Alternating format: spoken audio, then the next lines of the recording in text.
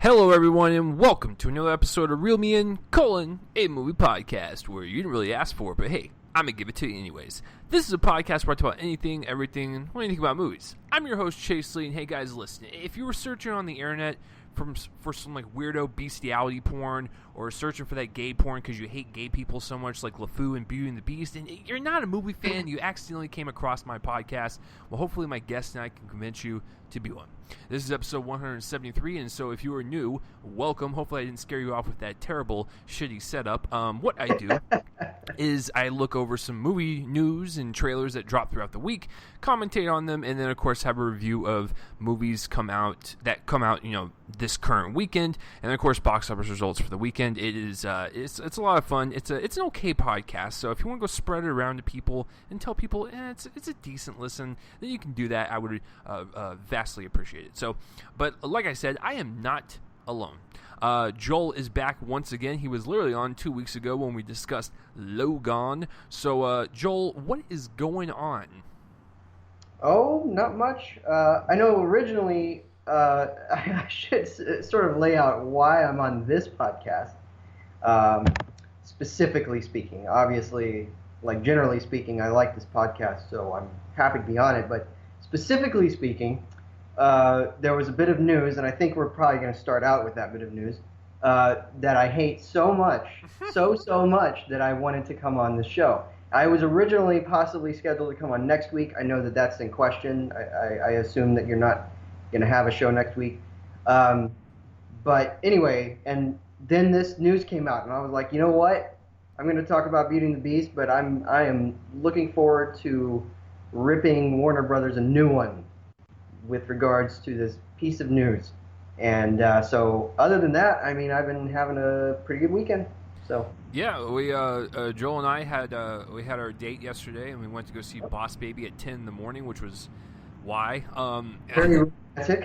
Yeah, it's like that's all I'll say about that. I mean, we're free to review it right now. The embargo is lifted, but we're going to tell you straight up it's terrible. But I mean, that will be on 2 weeks from now. So yeah, and then also, and I'll reiterate this at the end of the show. For next week, I am going to see my woman. So I will be gone next weekend. So what I'm going to do is have a show on Wednesday night. This coming Wednesday, and I will be over. It's going to be indie heavy. I'm going to do it over T2, Train Spotting, Personal Shopper, and Song to Song. Then the following Wednesday or Tuesday, I'm going to have a show over Power Rangers and Life, and then normal Sunday with Boss Baby and Ghost in the Shell. So that will be the schedule moving forward for adjustment's sake. So there you go. But yeah, that is it for that piece. And then of course, I guess I forgot to mention what we're doing today. We're going to go over some movie news, like Joel said, to start off with a bang, if you will. Do some trailers, and then have our reviews of Beauty and the Beast, the 2017 version, from the same company that brought us that good old classic from the 90s. All right, so without any further ado, guys, let's get this started. Let's not waste any more time, because Joel is bursting at the goddamn seams, knowing that this piece of news is coming. We didn't think it would happen in our lifetimes. We thought we'd be dead by this point, but I guess we're alive and well, and now we're as angry as ever. Now, the piece of news. Yeah. It was quite shocking, to say the least. I'm just on the social medias, and Joel always keeps me updated on these breaking pieces of news, which is great because I'm not on Facebook all the time. And so, the first piece of news, I'm gonna try to ease into it, so I don't give you guys rectal cancer. Warner Brothers has decided to reboot, remake, sequel, prequel, whatever they want to call it, to cover themselves up for what they did, because they're going to be touching the Matrix, and they're going to reboot it for a whole new generation, which makes no sense because the Matrix was made in Joel's and I's generation when we were about 9 and 10 years old. So yeah, that's the piece of news, and I'm going to let Joel go first because this is why he came onto the show. So Joel, now here's the deal. Is a couple days ago they said it was going to be a reboot or a remake, right? And so literally just yesterday they retracted their statement and said no, it's going to be a sequel or prequel. Joel, do you think they're covering up for the fact that there's been so much backlash towards this reboot news, and do you think they're going to go with either a reboot, or do you think they're going to change it now and do a sequel or prequel? Oh, and also third, obviously, what do you think of this piece of news, sir? Oh boy. Well, what I think of this piece of news could be more precisely summed up by loud and incoherent screaming. But I'm not going to do that on this show. I'm going to do that in private. I'm going to do that out the window. Yes, I do that. Only I do that. I only make my listeners bleed their ears. Right. So, I hate this. I hate it. I hate it. I hate it. There's a friend of mine on Facebook. He writes for Forbes. His name's Scott Middleton, who kind of put it pretty succinctly. He said Warner Brothers has turned from a company who would greenlight projects like The Matrix to rebooting projects like The Matrix. And it just is such a statement on the industry today. Because The Matrix, for me, The Matrix is groundbreaking, and it still is. There have been a lot of people who say, well, you just kind of watched it and thought it was cool as a teenager, as an early teenager. I watched it again last year as a 26-year-old man. I'm now 27. It was before my birthday, and I loved it. I think it's groundbreaking. The visual effects work still holds up. The philosophical ideas that it tries to engage in, it's successful at actually trying to engage them. So it's not just like this pop philosophy, pop psychology thing. I think it's genuinely trying to cover real ideas, and that's pretty amazing for an action movie. And just as an action movie, it is just awesome. And I just can't see a reboot doing any of that. Whatever this is going to be. If it's a prequel, okay, there might be a little bit of potential there to explore, maybe if it's like how the Matrix was discovered or something. But if it's a sequel, I feel like they've already kind of learned from that. People don't want Matrix sequels. They've been burned by the other two, which I thought were fine, but but they were burned by the other two. They're not very popular, and I just don't understand we don't really know the reasoning beyond the possibility of this financial. They want to cash in on this franchise, but doing it without the Wachowskis is weird to me because they were the ones who ushered it in.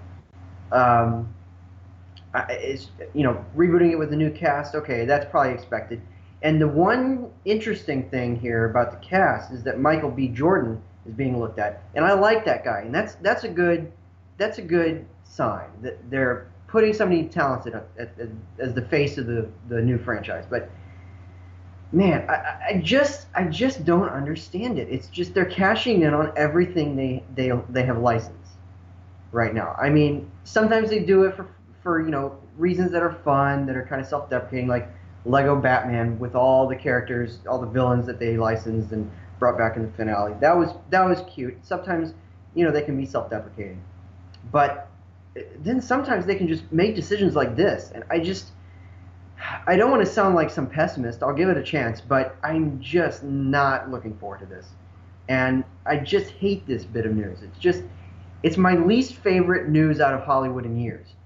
And, stuff like when I found out that an animated Smurfs movie's coming out, or that this Emoji movie's coming out later this year. That stuff's kind of bad in predictable ways because you expect that stuff to happen, even if you don't expect that stuff to happen, if that makes sense. This, I never expected.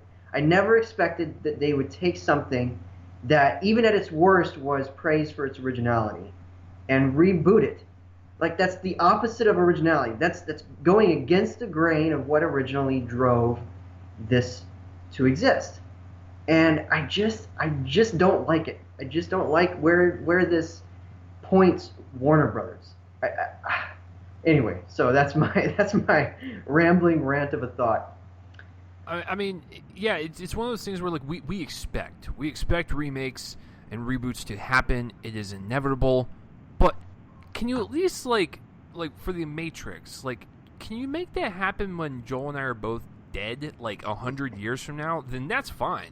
If you want to reboot something after like 50 to 100 years, cool. That I have no problem with that. But if they had rebooted this in like 2029 or something, where it's been 30 years since the first one, that'd be we're fine. Still alive, we're adults. I think we would have been able to process that better. But it's not even been 20 years. I think that's the problem. Is it hasn't even this month, 18 years this month since it came out. A lot of people are surprised by that. The first Matrix was a March release, and it was March 1999, and it brought in a new wave of a different kind of movie, a different kind of approach. Sometimes that approach doesn't work, of course, but nevertheless, it ushered forth stuff like Underworld, stuff like Resident Evil. Even if Resident Evil was a video game movie and The Matrix wasn't, I feel like that stylized R-rated action franchise was kind of ushered in by this series, and I just don't understand why they're going back to it. Maybe wait 12 more years. At the 30th anniversary, maybe do some like remake or something but a respectful one. No, reboot the franchise. Start over seems sometimes like a clean slate, and sometimes it just seems like a cop-out to me. And I feel like unless we get some good talent in this that proves me wrong, then this is a cop-out. This is the cop-out version of the clean slate. Yeah, I mean, like I said, the biggest issue is that the movie hasn't even matured in the film history yet. It hasn't even hit its 2-decade mark yet, and the first one just went into the National Library. Yes. Best films of all time. So it's like, why? That just shows you right there like how much it's loved. And so when you're basically doing this, it doesn't make any sense to me. Now if they retracted their statement and they're going to go with like a sequel or like a prequel, I would be okay with that. Because I'm actually really curious from a technology standpoint to see like what they can do. Because even in 1999, the Wachowskis did something pretty groundbreaking. Now some of the effects are a little dated, I will give them that, but it will be interesting to see like what they can do with this technology resurgence, from stuff we've seen like Rogue One or with like the facial replacement technology, or just watching like some of these movies with CGI that blend them in so well, practical and stuff. Like, who knows what could happen? I just know that the initial reaction from most people is pretty fucking terrible, and I don't think anyone's asking for this. So Warner Brothers, if you're going to do a remake, just do it as best as you can, I guess, because like no one's gonna really. It's gonna be like the whole Ghostbusters thing all over again, where people are just not gonna accept it, and they're not gonna really give a shit what you do with it. Now, like I said, if you do a sequel or a prequel, we're a little bit more open to it, but do not say you're gonna reboot to what some people consider one of the best movies of all time. So, yeah, Warner Brothers, if you're listening, just stop. There's your advice for the day. So, yeah, it's kind of a bad piece of news, guys, but it is what it is. And I gotta tell you, like, most of the news for this week is it's a little hit and miss for everything. So, the next piece, speaking of Warner Brothers, because we gotta just climb on that train again. The Batman will be starting production next year in 2018, which means at earliest, because Joel and I were talking about this yesterday, we'll probably see the Batman come out in the fall of 2019, and that's 2.5 years from now. So they're going to do a whole page one rewrite, and they're going to kind of just start all over and stuff because Ben Affleck and Jeff Johns and Chris Terrio wrote a script. They wanted to scrap it because they brought in Matt Reeves, and so he probably has a different vision for it. It's protocol. This is what happens, but they're going to start from scratch and kind of just rebuild it from the ground up. I'm actually okay with this piece of news because I'm tired of seeing Warner Brothers be like, "Oh, all right, we got to rush this. We got to get this in production. We got to write it real fast and stuff." And we have seen what that does when when that happens or whatever, because The Flash had like an original director, a script, and it was good to go, and then now it's on its third rewrite and it's like third director. So the fact that they're taking their time with this and they're going to try to make the Batman the best that it can be, because I do think Ben Affleck was, as much as I like BVS the ultimate cut, not the theatrical cut. Do not twist my words.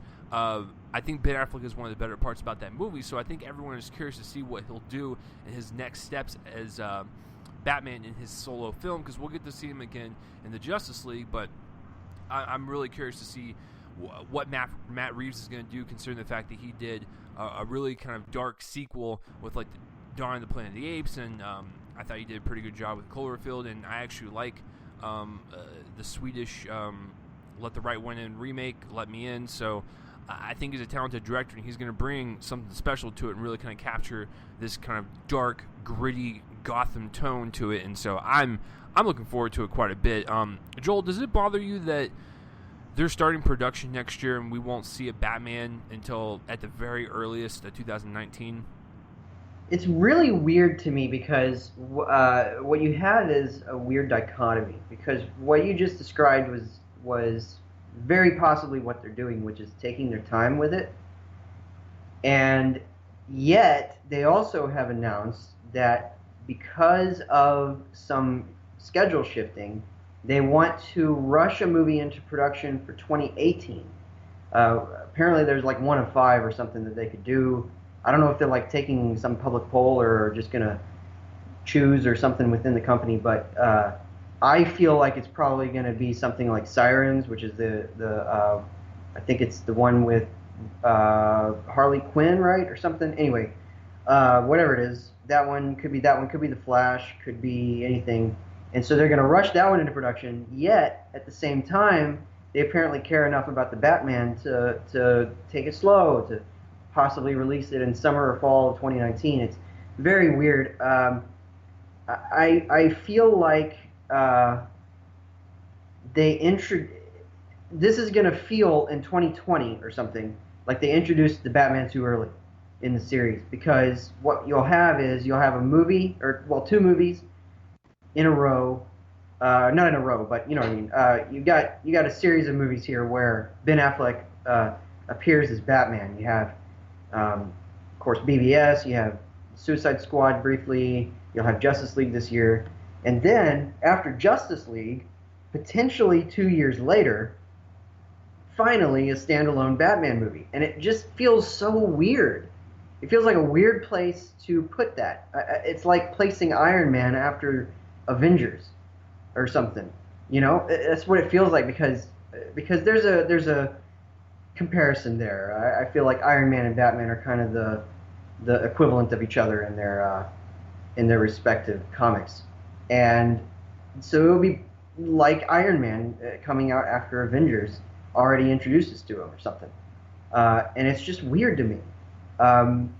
I'm certainly looking forward to it on the basis of Matt Reeves' involvement. I think that Ben Affleck is a really solid script writer. Of course, he's shown that in the past, stuff like Good Will Hunting and all that. Matt Reeves is a really good talent. I love Cloverfield. I really liked Let Me In. I really liked Dawn of the Planet of the Apes. I'm looking forward to the War for the Planet of the Apes. And I think that he could do a really solid job for this. Although this is just me personally. But I'm sort of salty about the fact that we can't have a director like Jeremy Saulnier, the guy who did Green Room, to do Batman, especially given that superhero movies are now kind of becoming R-rated things. I think that this particular vision for Batman would be very interesting under Saulnier's purview, because he is a director who, you know, kind of deals with violence kind of trickling down through the generations, and that's clearly what this Batman's defined by. He's defined by violence in his past. It's kind of informing his present and his attitude toward the present. It would be very interesting to see Saulnier do this. And I when they were hiring directors, I was hoping maybe, you know, they would go for like a choice like that. But I'm really happy with Reeves, and I don't think Saulnier. I think Saulnier would probably see it as selling out, probably working for a big studio like that. And I suspect he wouldn't have done that. But nevertheless, I'm looking forward to Matt Reeves' version. I think he's a fine director. And anyway, it's just going to be weird placement for this movie in this big franchise. Yeah, until you brought it up, I never really even thought about that. Like, it is kind of weird because Batman and Superman are two of the most beloved, superheroes in this universe. So it is kind of weird to see them happen right after, especially with the next piece of news we're about to talk about. Happening right after Justice League. Yeah, it seems kind of weird. And speaking of that, just like with the Mel Gibson news, there's a lot of directors being floated around from any DC property.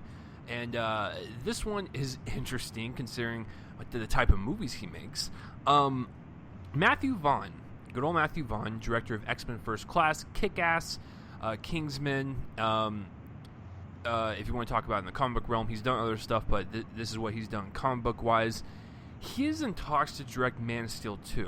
Now, I know a lot of people are jumping up and down because, listen, I love Matthew Vaughn quite a bit. I love Kick-Ass. I love X-Men First Class. And I love Kingsman to death. But you have to look at those films tonally and tell me, does it fit with the tone that Zack Snyder created for the first one? Now, I know a lot of people hated the tone in the first one. But believe it or not, this is what Superman is. This is how he is established in this universe now. If you have Matthew Vaughn take over the reins for a sequel to Man of Steel, it is going to be so different tonally. Because Matthew Vaughn is more of like a hyper edited, hyper director in terms of how he does his stories. They have such high energy that I don't think it actually mixes well for this universe, even though I think he's a talented director. Now, if they want to take Man of Steel and go into that fun environment because people are bitching and complaining, I mean, don't give in. I'm tired of you listening to people that bitch and moan about the way Superman is. Listen, I am not a fan of cheesy garbage. I do not like the 1966 Batman. I do not like the 70s and early 80s Superman. I do not like that shit. I like it when it's kind of in a more grounded sense. Now, yes, I realize that Man of Steel, it's on different planets and it deals with aliens and shit, so I know it's not grounded subject matter, but it's the most grounded you can make it for that character. And I have a more emotional connection and more of a pull to these characters if they're set in this kind of grounded environment versus oh, there's a kitten in a tree, I'll go save it. I mean, fuck me, right? I don't like that stuff. So I like the tone that Zack Snyder set up, and I actually think that Man of Steel is the best interpretation of Superman that we've had so far. You can fight me on that. I've stood my ground for 4 years, and I still stand by it. But as much as I think he is talented, Mr. Vaughn, I don't think he's a right fit for this movie because I have a feeling if he is in talks, this tells me that Warner Brothers is doing a tonal shift. And I don't like that because they've already set it up in this kind of darker environment. Do not switch it midway through. Stick to your guns and just kind of go with it. But anyways, that's kind of my thoughts on that. Joel, if Matthew Vaughn is picked to do a Man of Steel 2 or someone of his caliber that has that kind of hyper stylistic type of filmmaking, do you think it works for a Man of Steel sequel? It's gonna be weird. Yeah. It's gonna be really, really weird to see this happen. You want to talk about Matthew Vaughn. I like the guy. I wasn't a fan of Kingsman, but I like Kick-Ass. I like X-Men First Class. I think my favorite movie that he's directed that I've seen is Stardust, from back in 2007. He's a talented guy. But he does have this certain he's primarily comic, I think. First Class was a drama, but there was a lot of lightness in it. It wasn't as not that any of those are heavy, so to speak, but it wasn't as heavy as Days of Future Past was after it. Correct. Kingsman was certainly an action comedy. It was a satire as well. Clearly Kick-Ass was a comedy, and so it's going to be interesting. What I feel is possible, though, is after Justice League. I have no proof of this. This is just me speculating. I want to make that. And just to let everyone know, I know where Joel's going with this, and I actually believe every word he's about to say, and it makes me sad because they're going to be doing this, but I realize they have to because there's just so much backlash right now. So, yeah, go ahead. it'll probably be interesting because I'm interested to hear if you really did predict this. But after Justice League, I wonder if they're gonna go with a lighter tone. Like they're gonna stick with their current kind of. I don't want to call any of this stuff heavy. I hate that word to describe comic book or graphic novel stuff because it's not heavy. I'm going to place heavy in quotations. It's very much it's serious. Sometimes self-serious, yeah, but it's serious predominantly. I wonder though if they're going to take Justice League, they're going to put them against a big, massive conflict that's very dramatic. It's going to be in the style of these recent movies. And then what they're going to do is they're going to focus on the sort of the personalities of each of the characters with these movies that they're making. And then beyond that point, they're going to be a bit lighter. Like we're going to see. I mean, I don't know how light Matt Reeves can go, but with the Batman, especially this Batman, I suspect that this Batman will be the exception if that does happen. But anyway, so I wonder if that's what's going to happen. I wonder if they're gonna take this off onto this new sort of tonal shift where everything's a little bit lighter. The characters are more fun. They're more smiling, smiley, whatever. And so now we're gonna have this Superman that's a little bit happier. So maybe Vaughn will fit with that, but it's just weird because he still works in comedy. I don't know. It's very weird news. I certainly made the noise that Tim Allen always made on Home Improvement in response to this news out loud to myself. And anyway, but yeah. So I don't know. It's going to be very weird. I like Vaughn. I'm looking forward to that. I'm a big fan of this particular Superman that they have going.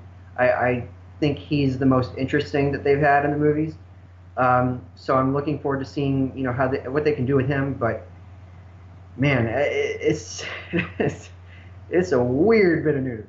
Yeah, I agree with everything that you're saying, man. Like they're gonna after Justice League, they're gonna do like this weird tonal shift, and I just in that first movie, and this is why the news that they're rushing a movie into production for 2018 is so interesting to me because everything's riding on that. If this is true, because that will be the first movie that introduces us to this newfangled tone. If that's what they're going to go for after this point, then it's going to be very interesting to see where they go because is Aquaman going to fit it? I can't see Aquaman fitting that. It's going to be all in the sea. We haven't met him yet, really, and you got the director of a bunch of horror movies doing it. So a lot of my theory there is kind of falling apart. But I have to wonder if they're going to go with some sort of tonal difference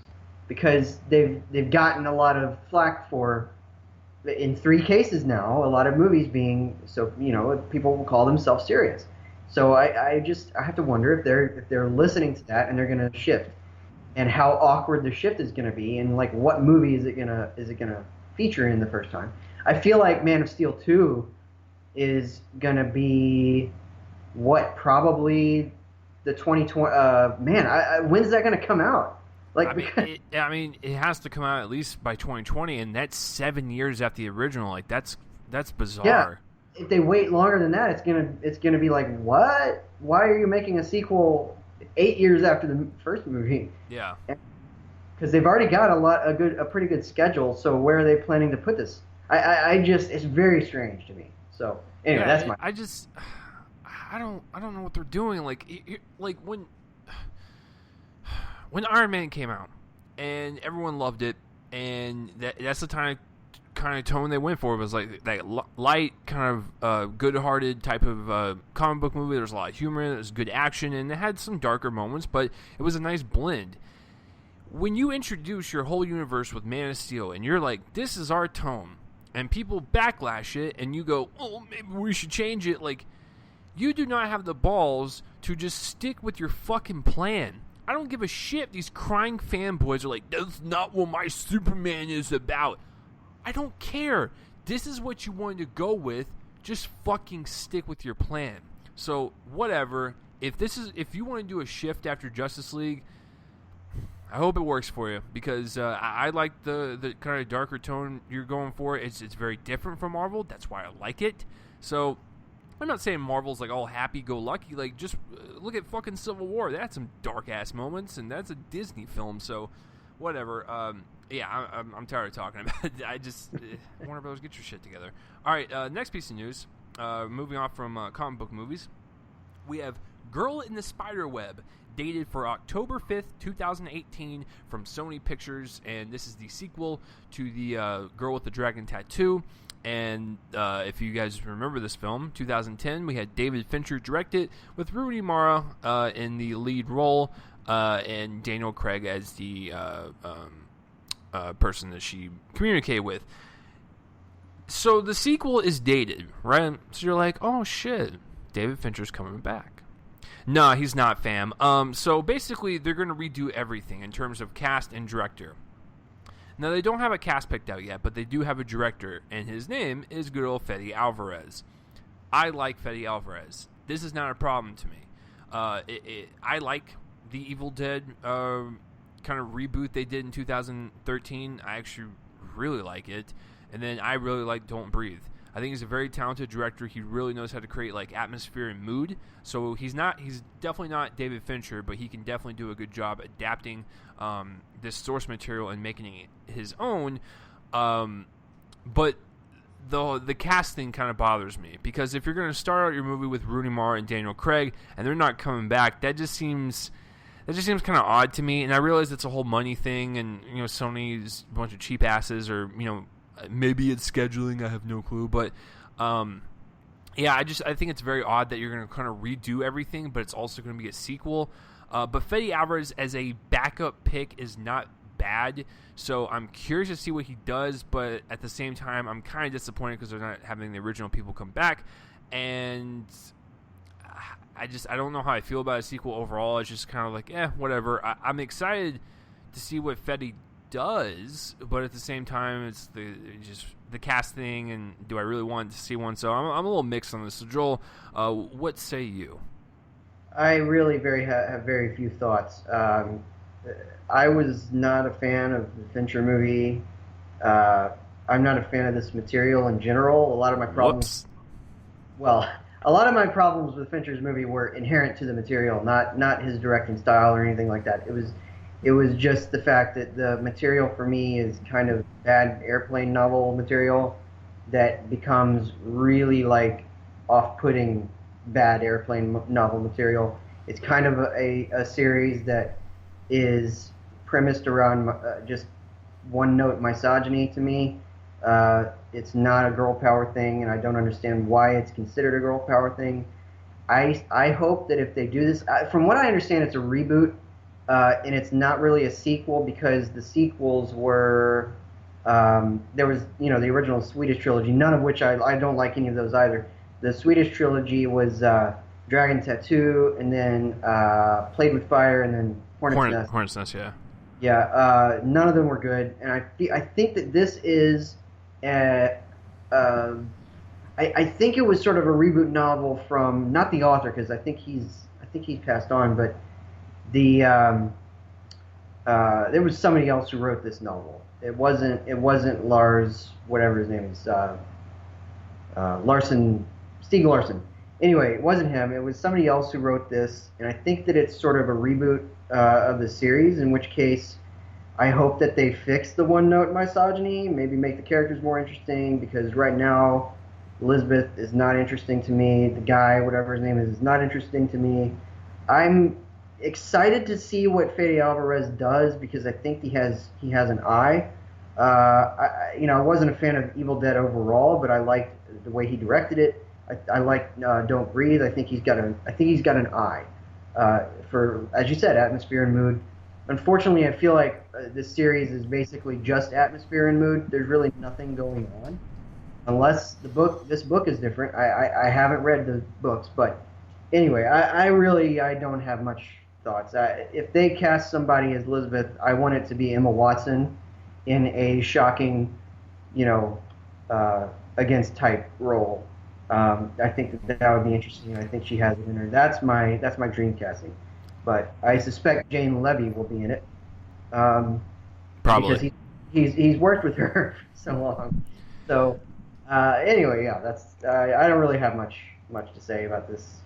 Yeah, I mean, I'm just more curious than anything to see how they're gonna, like you said, kind of reboot it, sequel, whatever they're gonna do. I'm just curious to see where it goes. But I mean, he has done very well for Sony. I mean, because Evil Dead and Don't Breathe are both Sony products. So, I mean, if they picked him to do it and they believe in him, I hope that he can, go beyond just a money-making movie and make actually something pretty decent. So, the next piece of news, we'll fly by these pretty fast because I'm pretty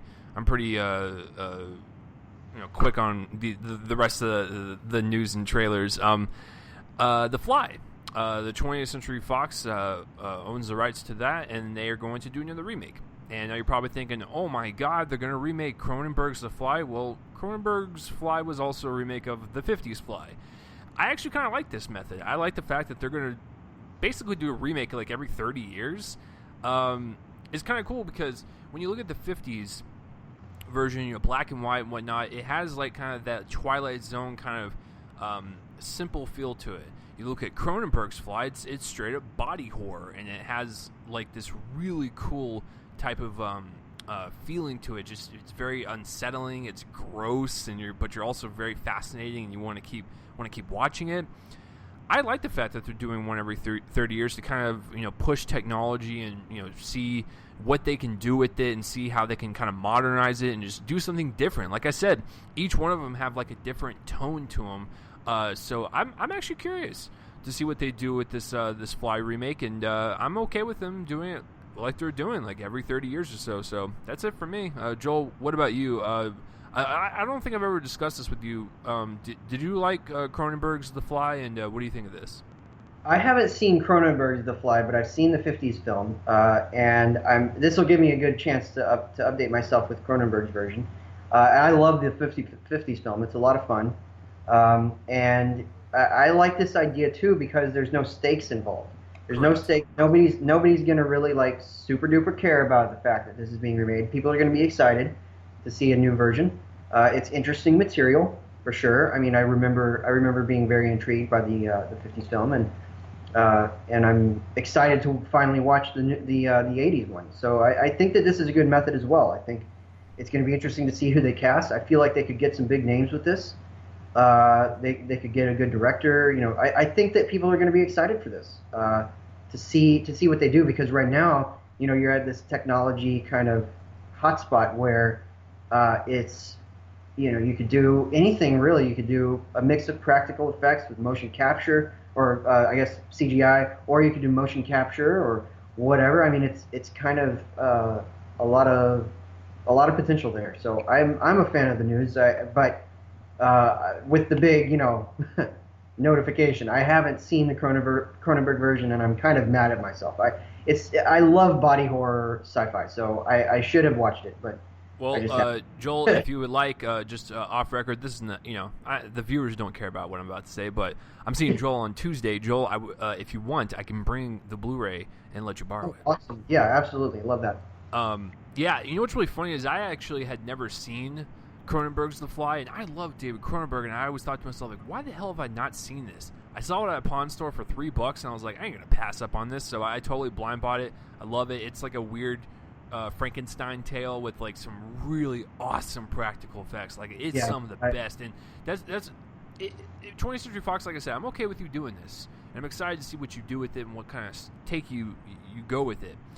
However, it needs to be a blend of practical and CGI. Do not just make it straight up CGI because it's going to look like shit. Now, Joel brought up a good point. Make it motion capture. I think that would be really awesome because the technology now with mocap has been going on for many, many years, and it's just getting better and better. So if you have your main character in a mocap suit and you're able to animate the grossness of how he's going to look when he's starting to transform into the Fly, it could turn out to be something really special. So I'm curious to see who they're going to direct it.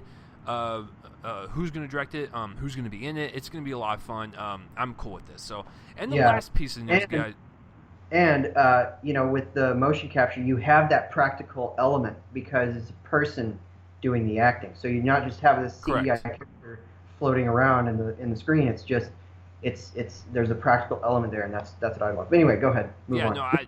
That's a good point because Cronenberg's The Fly, they use practical puppets and animatronics, and so if you have the actual actor in the mocap suit, then you can have a little bit more authentic movement in The Fly. I'm not saying that Cronenberg's looks like garbage, but you can definitely tell that is a straight up robot or animatronic or whatever. But it will be nice to kind of get more authentic movement. So. That's a great point. And the last piece of news, guys, this is just great. I mean, I always love it when, especially when I like the Hollywood couple working on a film together. So John Krasinski, good old Jim from The Office, he is going to write and direct I didn't say supernatural. It was just more of a thriller, starring his wife Emily Blunt, and this sounds great. Now, a lot of people have a problem with spouses working together on films. I don't think this is the case. They have always appeared to me to be a very happy and lovely couple. They always seem like they never feel like it's a fake romance. It feels genuine and stuff. So I think if you're going to carry that over into them doing a film together, where Emily Blunt's going to act, and I mean, I'm sorry, John, but Emily is definitely the better actor. However, John has got more experience in writing and directing and stuff. He's worked a lot with Matt Damon on, he did The Promised Land. He also directed, Joel, what was that one? Was it called The Leatherheads? Or is that Clooney? I don't think he directed that, did he? But he was in that. Yeah, he was in that. Well, anyways, he's directed some movies. I remember the most recent one was Promised Land. So he's got experience in it. I just think this is great because if it can be pulled off very well, it could just be a nice little project for them. And people have to realize when actors are acting and they're doing their job, they're away from their families for months. So the fact that they get to go do this together is kind of cool. So to see Emily Blunt be in the forefront because she is a major talent, and to see her being directed by her husband, who is a director and a writer himself, it's going to be interesting, but I think it's I think this is okay because, like I said, people have a problem with spouses working together. I don't have a problem with this. I think this is a good pairing. So, Joel, what about you? Do you think Hollywood, couples and spouses and whatnot, do you think they should work together, or do you think they should keep their work separate? I think Hollywood often pushes them to. Or tries to kind of take advantage of some recent romantic entanglement news or whatever, and then put them in a movie together. That's kind of what happened to Brad and Angelina with Mr. and Mrs. Smith back in 2005. They had already had some romantic rumors, and then they went and did the movie, and then they got married, and now look at them. But now you have, and I have to wonder if part of that is the expectation. Part of that breakup was the expectation of them as a couple, but I feel like John Krasinski and Emily Blunt are a very, very adorable couple.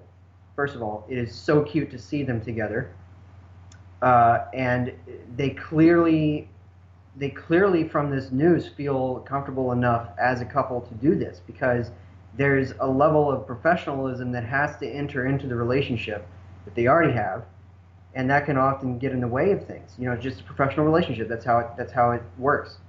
And so they obviously feel comfortable enough with their relationship to have one direct the other. And I think that's a neat little thing. I'm excited for this news too. I love both of them. So I'm looking forward to seeing what they do. Yeah, I mean, there's really nothing more you can say. It's like that's cool. I mean, I'm glad, like you said, they found a project together that they're comfortable with working on, and they're going to spend I know they're married, but a set could go anywhere from 12 to 15 hours a day and stuff. It's going to be kind of taxing on their relationship, but who knows? Maybe it'll make it stronger. But this is not a gossip fucking podcast because we don't do that shit. We're not we're not that fucking exclamation mark channel, whatever the hell it's called. Anyways, that's it for the news, guys. Obviously, I think both of our favorite piece of news is is probably the Fly remake, right? Well, probably so. I know, right? It's a little slim pickings, but whatever. So yeah, what about you guys? Comment down below and let me know. Now, moving on to the trailers, guys. It's kind of a slow news week, or slow trailer week, if you will. And so there's really not much to talk about on two of them. So we'll go by them pretty damn fast, and we'll talk about the good one last. So let's start with one of the shit ones first. Transformers: The Last Night. There's nothing more to say. The thing with Michael Bay is that I know that he's just doing the same old like visual color palette and the visual like action style and whatnot because this is what people like. But brother, you gotta fucking mix it up. I'm so tired. I'm like visually exhausted to see the same goddamn thing from all these Transformers films and the trailers, and it just looks like just the same visual noise. There's nothing more to say. Who knows? This could be the one to turn the tide, but I'm not holding out my breath for it. So if I do hold my breath, I'm going to probably fucking die. So I no thank you on this one. Joel actually really loved that Transformers The Last Night trailer. Like, he told me specifically he didn't want me to say it over the air. Joel, would you like to express your love for it? Oh, man, it's a giant toy movie. It looks visually ugly. It looks incomprehensible, and I can't wait to rip it a new one if it's awful, obviously. I'm not just deciding, but if it's awful, I can't wait to rip it a new one. It's weird. My constant line on the third movie is that I kind of like it, but I don't. I don't know why I say that. It becomes... I kind of do. And it's just... I don't like any of these movies. They're all the same thing. It's just dumb, and I don't know. Anthony Hopkins, what are you doing? We don't see him in this trailer, but nevertheless, he's in the movie. What are you doing? Do another Shadowlands. Come on, man. Do another Silence of the Lambs. I don't know. Just do something more interesting than Transformers. I was going to say, just do another Thor film and we'll be okay. But like, it's yeah, fucking. I don't understand. Like, they all look the same. It's like, just change it up a bit. Like, I know that you get all your box office overseas, but people from China are not going to fucking care if you change up your style a little bit because they only go for the spectacle anyways. So whatever. And the second kind of poop trailer, which I'm still baffled by. I'm still baffled by one of the voices. All right, Despicable Me. The second trailer dropped. I guess the only positive is I'm glad the Minions are in a supporting role again and not in their full movie and like up in the forefront. Listen, the trailer it's whatever. It's just like the first two, and there was a couple of jokes that made me like, I guess, smile or whatever, but I still don't understand this marketing, Universal. When you put the actors' names up there, you put Steve Carell, Kristen Wiig, and Trey Parker.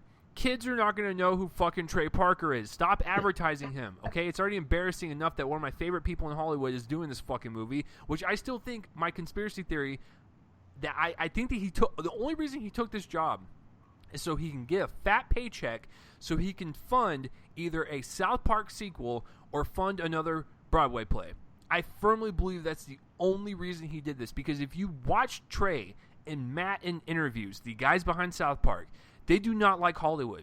They do not like actors' mentalities. That's why they voice all their characters themselves. Even when they did Team America World Police, they voiced every single character. They blew up half of the puppets that resembled celebrities. They do not like this. So I still believe the only reason he took this is because he told his agent, yo, I want to fund one of my passion projects. Can you get me a high-paying gig? He's a wonderful voice artist. He is.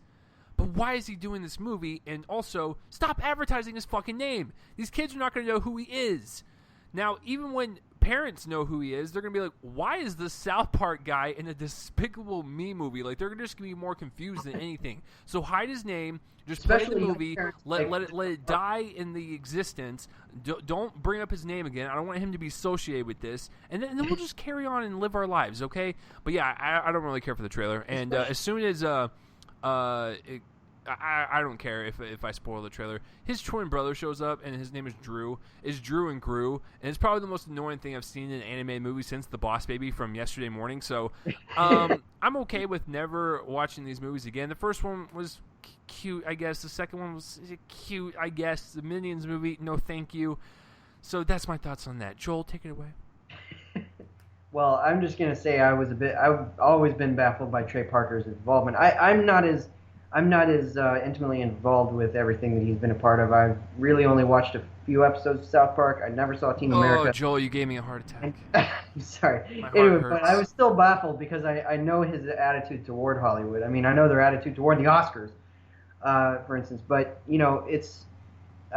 it's weird. It's going to be weird for young parents that are our age who kind of grew up with this, who know her blah, blah, blah, their attitude. It's going to be weird to see that in the trailer. The trailer's bad. I It's so weird. Like the first trailer and the second trailer are completely different, and so you have this story about him and his twin brother, and then you have this story about him and the guy who uses 80s dance moves to fight or whatever it is, the Trey Parker character. So what do they have to do with each other? I don't understand that. I don't know how these two fit together. I'm not particularly interested to find out. I'm sure I will. I like the first two movies fine, but the Minions movie was terrible. I feel like they just need to stop. They just need to stop these movies. I hope that this is the last one. It's just whatever to me. It was a bad trailer. So Yeah, just no thank you. Trey, what are you doing, buddy? Like, I don't think you guys understand like how big of a fan I am of South Park in general, and I love the movie. I love Team America. I love basically anything these guys do. And fuck, I will even defend Basketball. Do you guys remember that shit directed by David Zucker, the director of Airplane? It was a ridiculous movie. But god damn it did it make me laugh because these two guys are really fucking funny. So I don't understand why, and I just now thought of this. I actually know why he okayed to do he agreed to do this project. I totally forgot that Universal actually owns Comedy Central, so that actually makes sense now. But still, it's still shocking to me that they probably said, no, I'm not fucking doing this. But then Trey was like, well, I could fund another Book of Mormon, or I can, get started on the South Park sequel. I have no clue. So, it's just whatever the fuck. All right, and the last trailer, guys, is actually the good one for the week, and it is Coco. Coco is the newest Pixar film, and the trailer is just a teaser. It's not really a full-fledged trailer. It's really just there to show how beautiful this movie looks. It's there to show you that this is going to kind of deal with the Day of the Dead type of mythology that's very popular in Mexico. And we see the main character Coco fling a guitar, and a bunch of leaves pop up, and now he is transported basically into the afterlife, if you will, and he's walking around and he's being spooked by skeletons and whatnot. Honestly, I don't know what the main story is. That's kind of like what I gathered from it, but it's visually stunning in the real world that the movie is set in, and when he's transferred into the afterlife, if you will, it is gorgeous. It is some of the biggest, like the most epic I've seen Pixar do in a while in terms of just visual scope. So I think it looks good. I need to see a full trailer first, but as a teaser goes, just to kind of get you acclimated to the newest Pixar film coming out this year, I thought they did a great job. So Joel, what say you? it's actually one of two. We've also got Cars 3. That's right. Yep. In the summer, which I'm more excited for Coco, for sure. But it looks great. I am, don't really get much of any context about a story. I guess it's him looking for his father. But anyway, it looks beautiful. There looks to be a lot of emotion in it. But yeah, I mean the selling point here is the animation. It looks absolutely stunning. And I'm really excited for this. This is certainly the good trailer of the week, and it just, oh my gosh, I'm looking forward to it. It comes out in November, right? Is their November release this year, so I'm down. I'm so down for this. I really hope that playing this trailer in front of Beauty and the Beast, which is a great segue into our review, is that I hope this gets it in front of a lot of eyes, because you're right. Out of the two coming out this year, most people are probably going to go see Cars 3 over Coco, even though they know Pixar's name is in front of it. This was a great... It's what they know. Yeah, I mean, but this was a great play on Disney's part to throw it in front of Beauty and the Beast, because when I get to the box office numbers, you're going to see how many people saw this movie. it's great for them to be like, hey, let's put this in front of Beauty and the Beast instead of Cars 3 because we know that Cars 3 is going to make money and stuff. Kids love it, toys, yada, yada, yada. But Coco is going to be the different one of the year. So, yeah, I'm excited for it. I'm excited anything Pixar does, to be honest with you, except for the Cars movies. But I was really fascinated just on how well it looked and just how much better their technology is getting over there with their animation farms that they have over there, and just the computer power to create some of the realistic, stunning imagery. I think it was when I saw The Good Dinosaur and I realized that their environments in that film, not the dinosaurs, but the environments looked so photorealistic. That was telling me that Pixar is on their way to doing hyper-realistic like animation to where it's going to look freaky.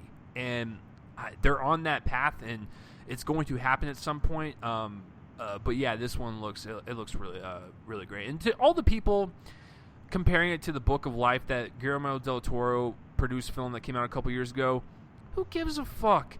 There's many movies based on based on the same similar storyline, and it's not even the same fucking story from what I see. It's just it's just dealing with the Day of the Dead, and people are like, oh, it's the same thing. Like, just calm down, go have a Snickers, I guess, and go to the bathroom. I don't know, just calm the fuck down.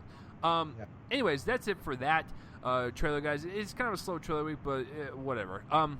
So what about you guys? Comment down below and let me know what you thought was really good. And all those Transformers The Last Nights fans out there, please raise your hand. I would like to know who you are. All right, so moving on into the main course, guys. The appetizers are out of the way. They're out. We are now down to the juicy-ass fucking steak that we're about to dive into, which is the 2017 version of Beauty and the Beast. It is the live-action version of the 1991 Disney animated classic. I just had to point that out because there are many interpretations of this story, but this movie that we're about to talk about is in direct correlation to the 1991 animated movie from Disney. It is the live-action version of that. So, the way we're going to do it is just do pros and cons, because I have a lot more cons than pros. Oops, did I just say that all suddenly? So we'll just kind of divide it up like that. But I'm just going to get the kind of initial opening statement before we dive into the pros and cons. And for me, I got to be honest with you guys, I wasn't really looking forward to this because I've already seen the animated original. I don't understand what is the purpose of all these live-action Disney films. I will say that I love The Jungle Book, and I really thought they kind of pushed technology, and I understand why that one was made. But I have not seen Cinderella. I did not like Maleficent. I didn't like Alice in Wonderland and whatnot. So I wasn't really looking forward to this, but I knew that a lot of people in my audience were going to be Joel and I's age because we all grew up with the Disney version. So there was going to be a lot of people in their 20s and whatnot reliving their youth and having nostalgia wash over them because they just hate their current life right now. But yeah, I wasn't looking forward to it. I sat down, I watched it. I didn't really care for it, and I actually thought it was kind of pointless. So that's my opening, and I'll get into my reasons why. But Joel, what is your kind of like opening statement of this film, and were you looking forward to it? Okay, let me do something on my computer here. Copy, paste, paste. Whoops. I pretty much had. I mean, kind of the same thing, sort of. I was looking forward to it on a visual level because just from the trailers, it was beautiful, and it was beautiful. But yeah, it just basically spent the entire time reminding us why we love the original, and it ended up doing that too well because the movie as is doesn't stand on its own. It's in thrall of the animated film, and it doesn't work as a movie. It sometimes works as, I'll get into that later, but yeah, we're kind of the same mindset here. It really doesn't work. Yeah, I'm sorry to disappoint you guys. I know you were probably expecting rave reviews because everyone is just blowing their load over this movie, but I'm going to try to explain to you guys as detailed as I can as to why I don't think this actually works. And I'm going to say this right before I get into the pros because they're very, very little. And I told Joel this yesterday, and I still stand by this. I think that this story in particular dealing with Beauty and the Beast and the whole nine, I actually think it works better in animated form than live action form. And I'm talking about, the TV show that they made, older movies that they made. I've never really bought into it live action wise, but I think as an animated film, it works. There's that like timeless quality to it. But for live action, I don't buy into it as much. So I'll get into it when I get into the cons. But as far as pros go, because I don't want to just shit on this movie, because my grade is actually not that bad. I just think it's a very like blah and very pointless movie.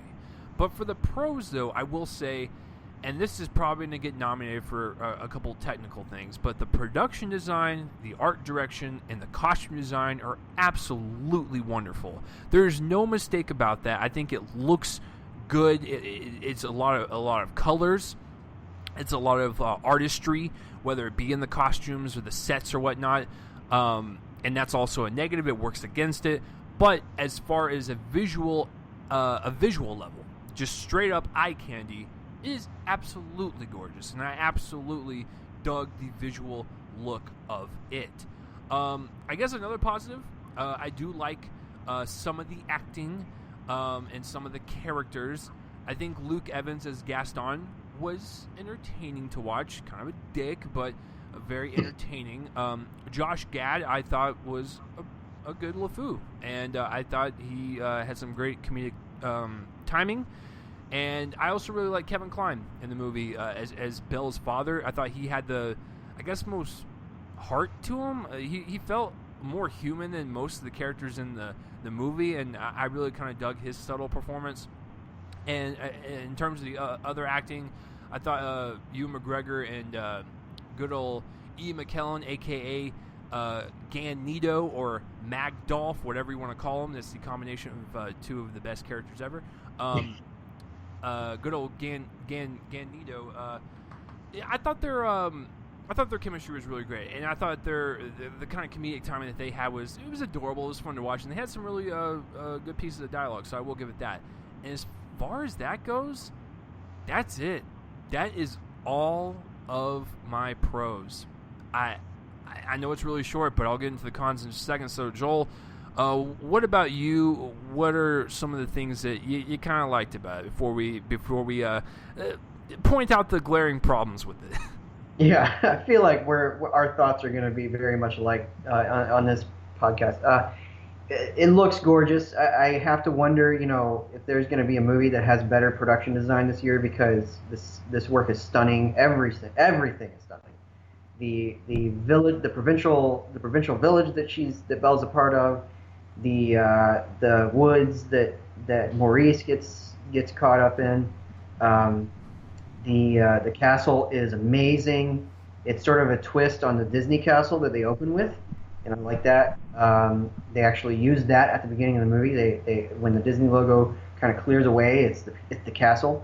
It's really neat how they did that, and the visual effects are pretty seamless, I thought, and I loved it on a visual level. But you're right, not to get in my cons yet, but you're right, it does work against it in a very specific way. It works against it. The performances, though, yeah, some of them really work for me. The Kevin Kline I thought was wonderful as Maurice. I really liked that performance. He's he's the perfect actor for this kind of role. Yeah. And I love Dan Stevens. I thought that was a great performance as well as the Beast. I thought that it was there was a great sadness to that character. There always has been, but I don't think he's as good as Robbie Benson was at voicing him in the 1991 version. I think that's some of the best voice work ever. But nevertheless, impressive performance. I thought that he did a really fine job of acting through the motion capture work that was done on the Beast profile. And some of the side players were fun. I thought that Ian McKellen was very funny. I thought that Ewan McGregor was very funny. I really liked Emma Thompson as Mrs. Potts. I thought that was solid voice work. No Angela Lansbury, of course, but who is? And yeah, I mean, I thought that Luke Evans was fine. I thought Josh Gad was fine. Really, the only performances and Emma Watson was fine. Really, the only performances that I could write home about for this one, for me at least, are Dan Stevens and Kevin Kline. I think that they're absolutely the standouts of the cast. And anyway, so those are kind of my pros. I think it looks great. I think some of the acting's good. And I think that the title theme works when it comes. That's the one song that works for me, actually. And I'll get into that shocking statement in my cons. I think that's the only song that works on screen here. Is the title theme. I think that it doesn't work as well as the old one, of course. And I'm going to be using that phrase a lot. Yeah. We're both going to be, I'm sure. But I think that there is that simple beauty. I love the lyrics. I think it's almost sort of inherent to the lyrics because that's my favorite Disney theme of all time. And it's sort of inherent to the lyrics, how the lyrics reflect growth in the characters. I think that this movie captures that. I also will say that while the majority of this movie is kind of a shot-by-shot remake, they do add some really interesting context.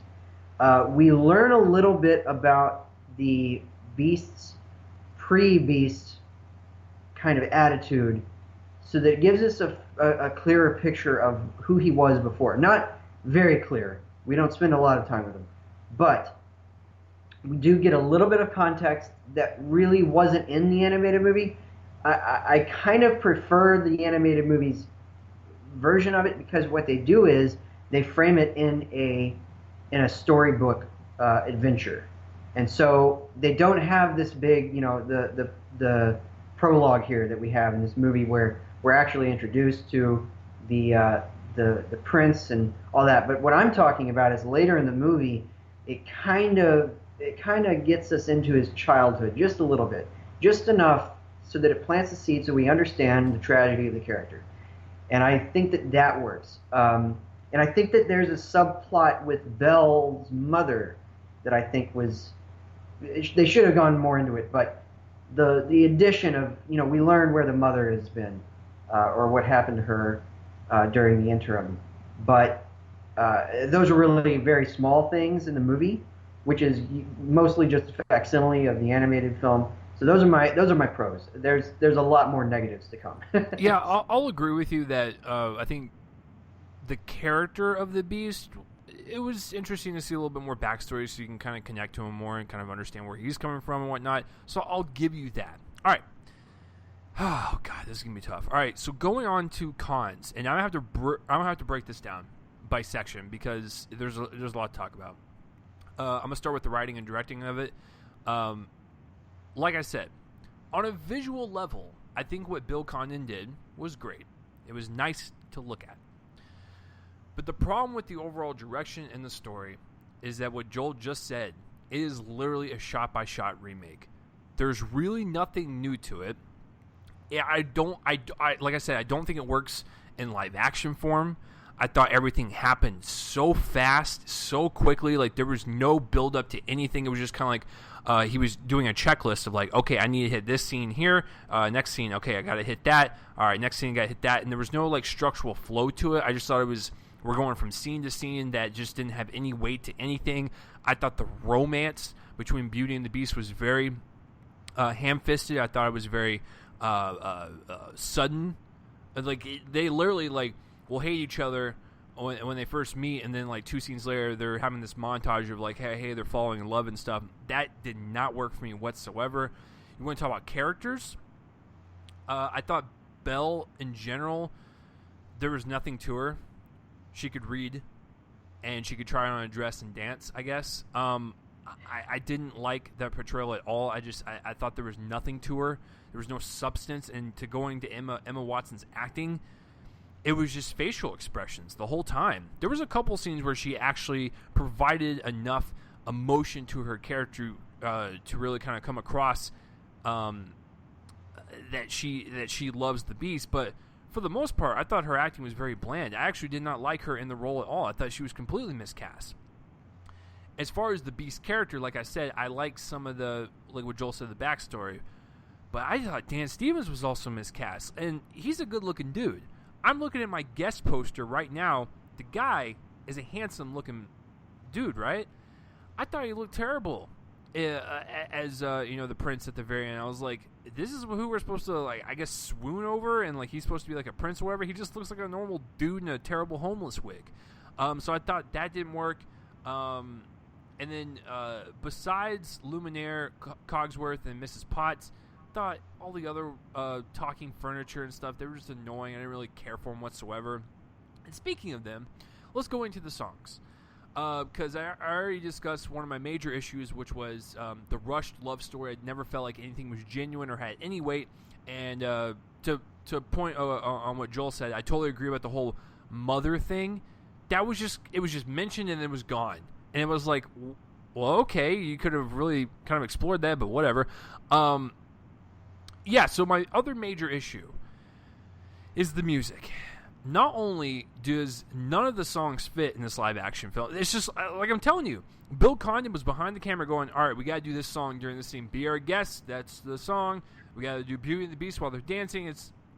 I felt like none of them eased into it whatsoever. It was like, oh, the scene's coming up, the music, and we're there. And it's like, okay, the music, I guess is cool because we know it from the classic, but it doesn't work here. And that's the other thing. One of my other major issues with this entire fucking movie, I hated the fact that Disney was like, oh, everyone that's going to watch this movie, they've seen the 1991 animated one. They know what the songs are. They know the lyrics. The sound mixing in this movie was god-awful. I could barely hear every third word from all the songs. I didn't know what they were saying half the time.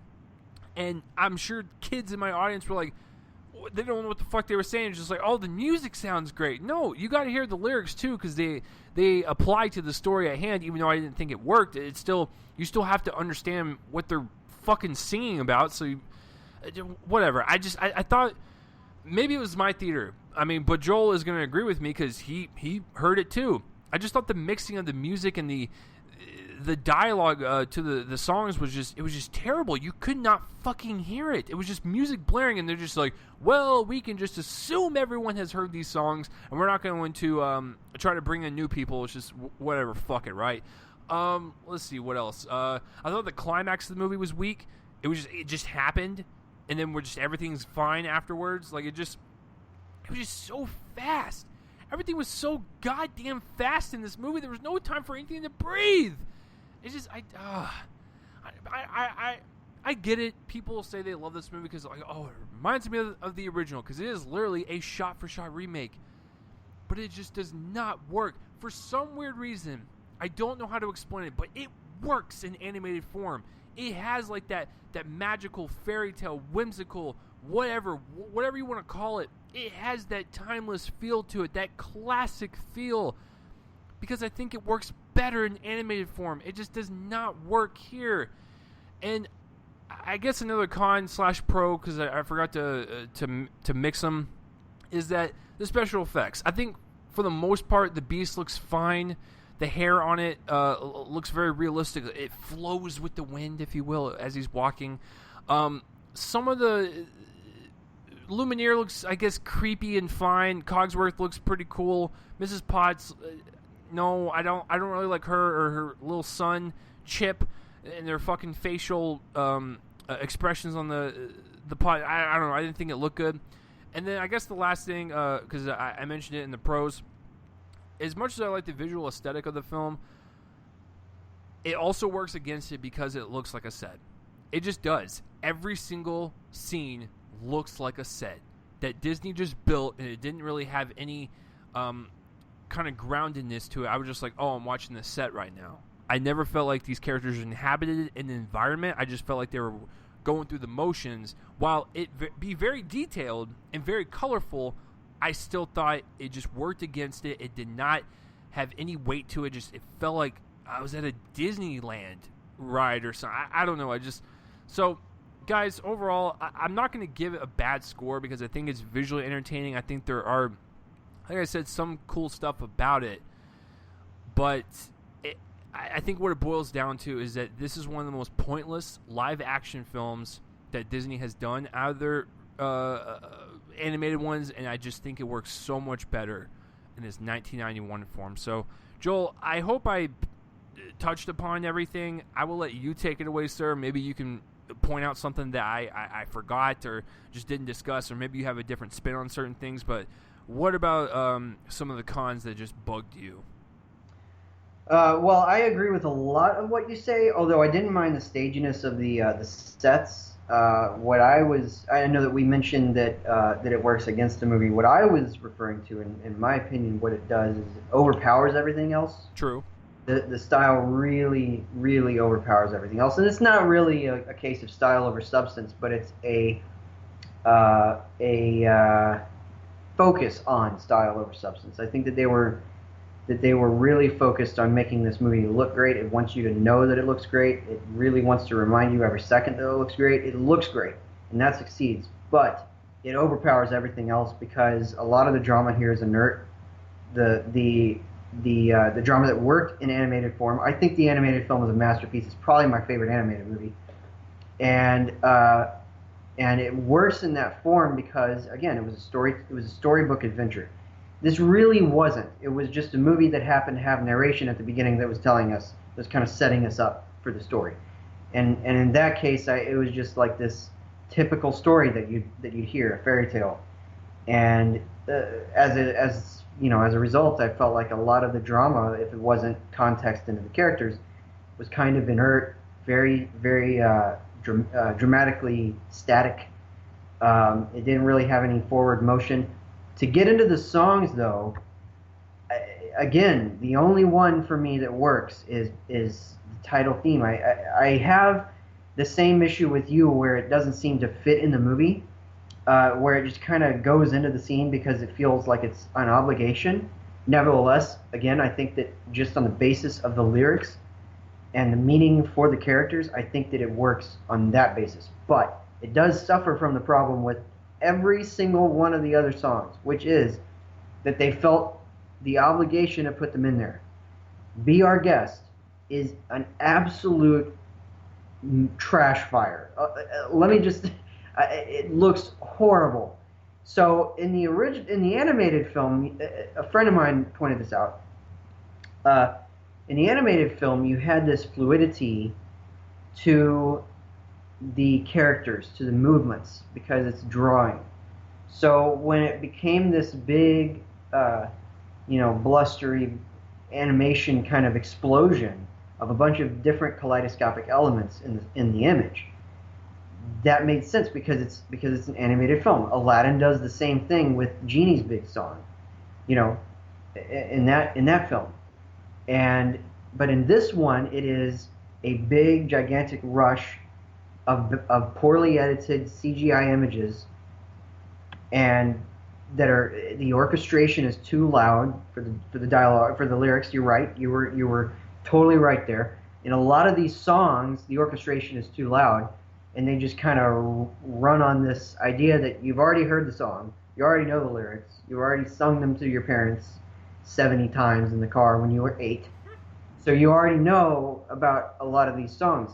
That is absolutely irrelevant. You need to have the orchestration be quiet enough that you can hear the lyrics. Not just because of the fact that there's a lot of new children being introduced to this story this way, but because it's just standard procedure. You have a song with lyrics, you got to make the lyrics intelligible. And in Be Our Guest, it's a song I've heard many times. I could not understand the lyrics. And I'm a guy who hears things pretty well. I've got good hearing, and I could not hear the lyrics in this song. And it was the same thing with Gaston's number. You had this big, stomping around thing in the little pub where LeFou's declaring his love for Gaston through song, and I couldn't tell what anybody was saying. Like past there was a couple times where the music would quiet down, and there was a really funny line where he admits that he's illiterate that I cracked up at. That was really funny. But nevertheless, when it's big and blustery and all the music's going, you can't understand any of it. And I just don't understand why they did that.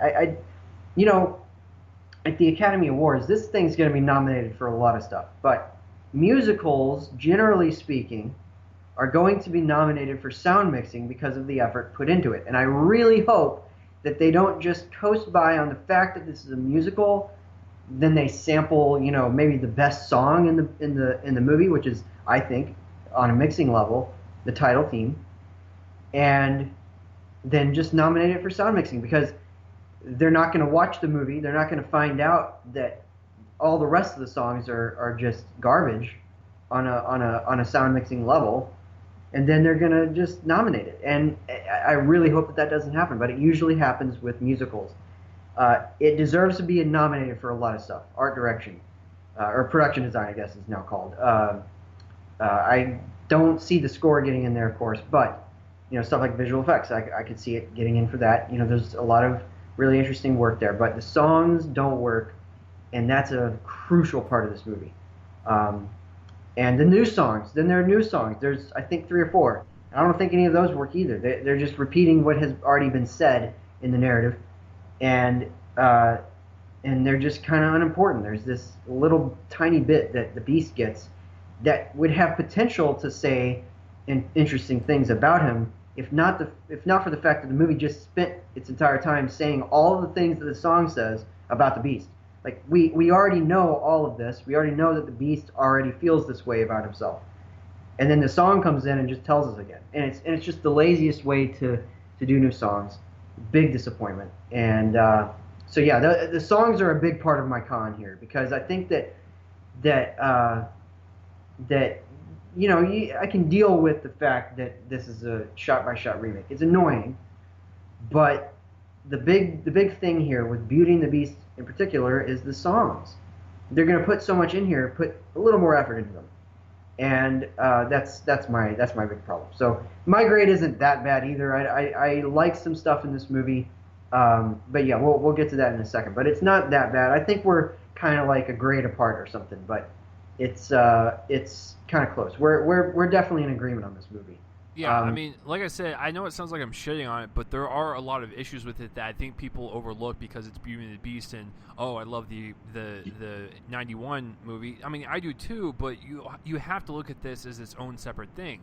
And if it wants to be so hard to be like its predecessor, that is an issue. Because, like I said, there's nothing to it. There's no substance to it. There's nothing new. It's just like you have to go by this checklist and do every single scene the way it was in the animated form, and it doesn't work half the time. And and Joel brought that up, and I forgot to mention that. He's right.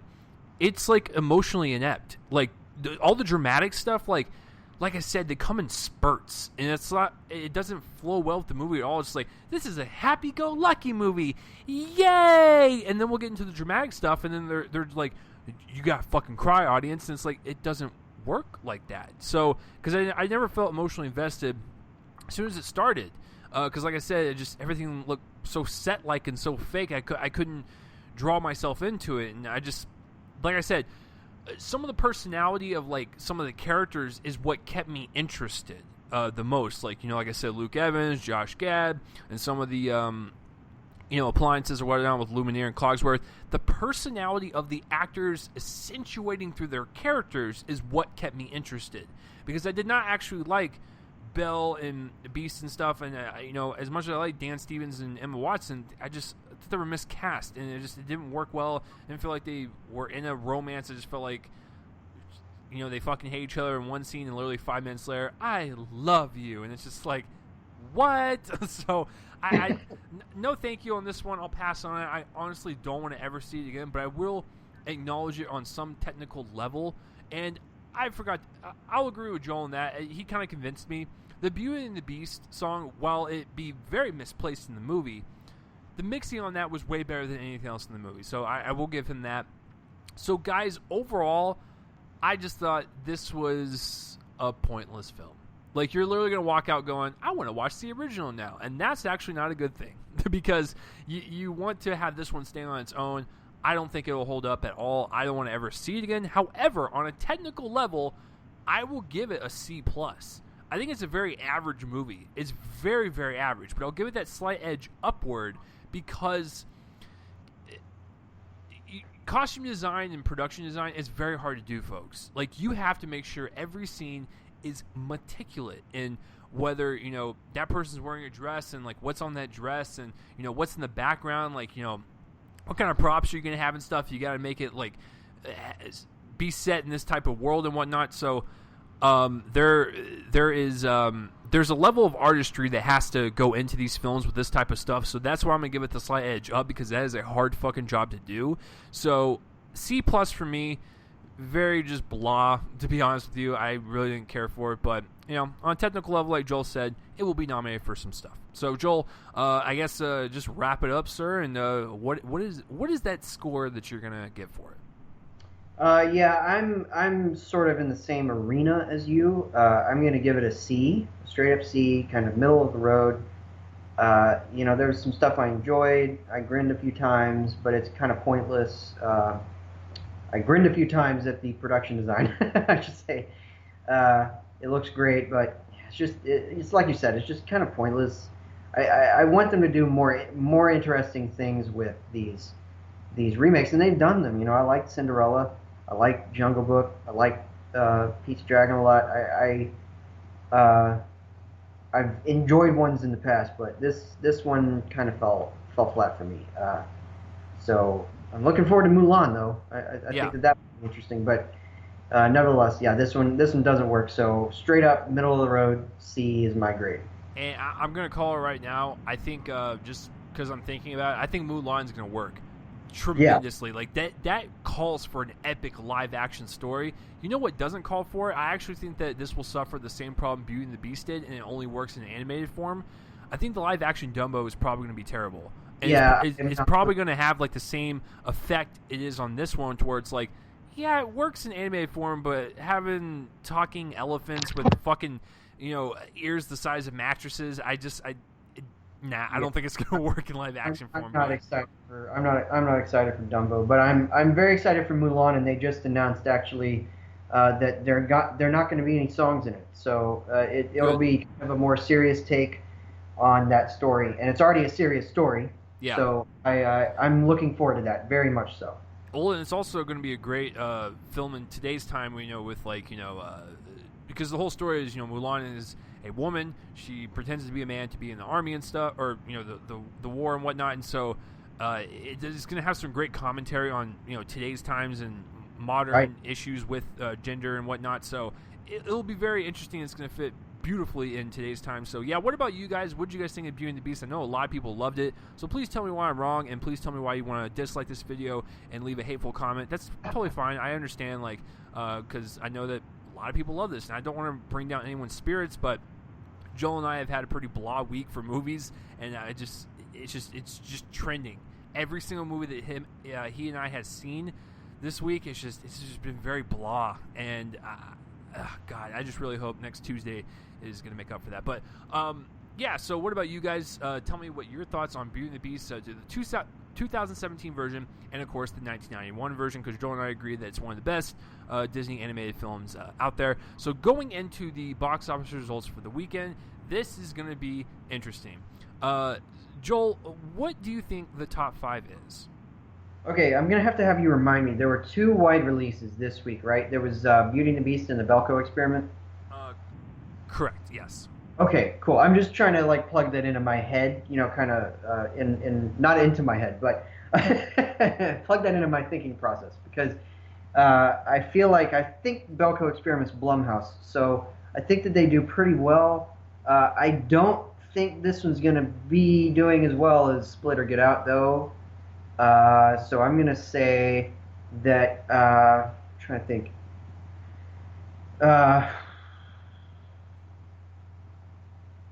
Okay. I'm going to say that maybe number 5, and I swear I'm not looking at anything, so if I get this right again, like I did a couple weeks ago by accident. Yeah, Joel's one of the only few people that actually get a perfect score on this. Yeah.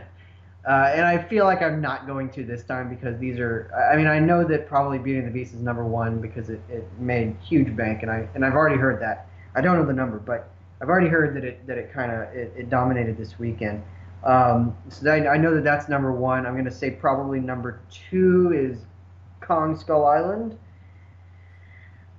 maybe, and then Number 3 would be Logan. Maybe number 4 is the Belko Experiment. Number 5. I don't know. Maybe Get Out. Is this your final answer? That's my final answer. Joel was so close. All right, so the Belko Experiment actually came in at number 7 with 4.05 million on a $5 million budget. So it's going to make its money back for sure. Because even if you double that for the theater take and you add PA and marketing, it's probably only going to cost like $12 million to break even. So the fact that it's already made 4, it's going to do really good on streaming. So I have it's going to do fine. So number 5 actually is The Shack, that religious movie. Was 6.1 million. It's up to 42 domestically. Holy shit. I guess good for it. I'm not a fan of any religious movies besides, like Silence, and the Risen movie with Joseph Fiennes was not bad. And I also like Noah as well, Aronofsky. But yeah, I'm not a fan of them, but it has an audience, whatever. Number 4 is Get Out with 13 million. It's doing very well. Congratulations, Jordan Peele. Your movie domestically so far has made $133 million on $4.5 million budget. Holy fuck. Because even if you double that, you're looking at $9 million. And with all of its marketing, I don't think they spent more than $5 million. So I'm going to say for shits and gigs, $15 million to break even, and it's made almost $150. Good freaking God. Number 3 is Logan with 17.5 million. It's doing pretty well. Domestically, it's at 184, which is the U.S. and Canada, and worldwide, it's at 481. Actually, it's almost at 500 million, which is really great because its budget is 97. So if you double that, we're looking at 194, and then of course, PA marketing. There was a lot of marketing for this one, so I'm gonna say they probably spent about 50 million on marketing. I'm gonna say roughly. So I'm going to say for shits and gigs, 250 to break even, and they've almost doubled that. So they're doing very well with this one. So for an R-rated film, it's no Deadpool by its numbers, but it's still doing very well. Number 2 is Kong Skull Island with 28.8 million. It dropped 52% from last weekend. Its budget is a little higher. It's at 185, so doubling that, we're looking at 370. So, and then for marketing, I'm going to say 450-ish because they spent a lot of marketing on that, maybe even a little less than that. So, okay, for the benefit of the doubt, I'll give it 430. It's doing pretty bad, actually. So, domestically, it's at 110, and worldwide, it's at 259. It probably needs to make about $200 million, roughly, to break even, so that's not good. And number 1, of course, is Beauty and the Beast. Joel, would you like to guess the number? Oh, boy. I'm going to say that it's probably above 160. I don't know about an actual number, but it's probably above 160. Maybe. I will say you were correct. It is 170 exactly, which is pretty great. Considering the fact that its budget is 160, so you double that, we're looking at 320. And believe it or not, I actually think they probably spent a damn near 100 million on marketing. So I'm gonna say for shits and gigs, I'm gonna say 400 million to break even. Domestically, made 170. It also opened up in a lot of foreign territories. So for opening weekend, this film made $350 million, so about $50 million shy from breaking even. So guess what? They're going to make their money because it's going to crush next weekend. It's going to crush the next weekend. So, yeah, that's a lot of fucking money. Probably by like Wednesday, they'll make their money back. Yeah, I was fixing to say like they'll make it by this week, so they'll do just fine. And in indie news, if you will, T2 Trainspotting opened up in 5 theaters, and Song to Song opened up in 4 theaters. T2 actually made $180,000, kind of bad, and Song to Song made $53,000 in 4 theaters. That's okay for that type of movie. So Joel and I saw T2. We're not allowed to review it just yet, but if you can see me in video form, I will shake my hands very rapidly and possibly do a thumbs down symbol. But I didn't say whether I liked it or disliked it, did I, Joel? So I just said I might have Tourette's in my hand. All right, so. Yeah, that's it for this weekend, guys. So thank you for listening to another episode of this very average podcast. Joel, where can the people find you online? Lots of places. You can find me at Twitter at Copling_Joel. You can follow me at my website, Joel on Film. I've got a review of this up, and I also reviewed My Life as a Zucchini last week. Everybody go see that one. That was amazing. And then, let's see, Letterboxd. If y'all are part of Letterboxd, I'm Jay Copling on there. I basically use it as an advertising for my site, but nevertheless, I'm on there. And podcasting them softly. I'm a big part of this website right now. We're kind of heating up with a lot of themed podcasts and talking to industry people, and anyway, it's a lot of fun. So those are the kind of the places that you can find me. Yeah, and if you want to know something specific and you didn't write it down or whatever, all the links will be in the description below. If you want to follow me on Twitter, it's @RealChaseLeaf. Subscribe to my YouTube page. Follow on the podcast and rate it, share it around, and let people know it's pretty decent. All right, so here's the schedule for the next couple weeks, guys, before we wrap up. Next Thursday night will be the episode, because I forgot T2, the embargo is on Thursday, not Wednesday. So this coming Thursday, I will have an episode before I leave out of town of T2 Train Spotting, Song to Song, and Personal Shopper. So it's going to be a very indie-heavy episode. So if you're not into that, I apologize, but those are the films I have seen. Even some or two of them are going to be with Joel. So definitely tune in for that, because it's going to be very different in terms of how I feel. Because I've seen two of them so far. One of them I like, one of them I did not like. So it's very a very interesting mix so far. So that will be on Thursday. The following Wednesday or Tuesday, depends on when I see them, because I come back on Monday night, I will have an episode over Life and Power Rangers. I'm looking forward to both of those, actually. And then, of course, on April 2nd, which is the normal show, I will have it over The Boss Baby, which Joel and I have seen. The embargo has lifted, so I'm going to just say fuck it, and then because it's terrible. And of course, Ghost in the Shell. So that will be the next 3 episodes at different times. So once again, Thursday, this coming Thursday, the following Tuesday or Wednesday, and then normal Sunday. It's going to be a lot coming at you all at once, so it'll be a lot of fun. So that will do it for this week's episode of episode 173, where we went over Beauty and the Beast, some news trailers, and all that shit. You guys know how it rolls. The intro and outro music is done by my friends band Fervent Roze. Check them out. And speaking of that, let's play them out. Peace out, everyone. That's Joel. I'm Chase. And hey, listen, if you made it through this entire movie podcast and you're not a movie fan, well, hopefully Joel and I convinced you to be one, even though we didn't really care for Beauty and the Beast. All right, so we'll see you guys for the next episode. Bye-bye. Play that music, son. Bye.